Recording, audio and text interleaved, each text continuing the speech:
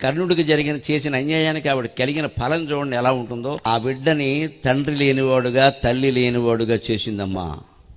ఇది జరిగాక పాండురాజుతో వివాహం అయ్యాక అనతి కాలంలోనే పాండురాజు చనిపోయాడు. 5 బిడ్డలు పుట్టాక 5 తండ్రి లేని వాళ్ళు అయ్యారా లేదా, అనాథలు అయ్యారా లేదా. పైగా ఇంకో కర్మ, ఈ బిడ్డకు అన్యాయం చేసినందుకు మాద్రి అక్కడ సహగమనం చేస్తే వేరే వాళ్ళ బిడ్డలను 2 పెంచాల్సి వచ్చిందమ్మా. భగవంతుడు వడ్డీ కూడా పెట్టేశాడు అక్కడ. అసలుకు తోడు అసలు బిడ్డలను నదిలో బారేసావు కదా, సవతి బిడ్డలను పెంచు. ఈ కర్మ వచ్చింది. ఇంతకంటే గొప్ప దారుణమైన కర్మ ఏమిటంటే, కురుక్షేత్ర యుద్ధం వచ్చాక కర్ణుడి దగ్గరికి చెప్పిన మాటలు కూడా విఫలమయ్యాక కుంతి వెళ్ళి, నాయనా నీ తమ్ముళ్ళు రా, వాళ్ళందరూ నువ్వే అందరికంటే పెద్దవాడివి, నువ్వు ఎలాగూ పాండవ పక్షానికి రావని తెలుసు, కనీసం నా కొడుకుల్ని చంపకుండా విడిచిపెట్టరాని అనాథ అయిన పిల్లాన్ని ప్రార్థించాల్సి వచ్చిందమ్మా. అది కర్మ, అది కర్మ. భగవంతుడు ఎవరి పార్టీ? సజ్జనుల పార్టీ.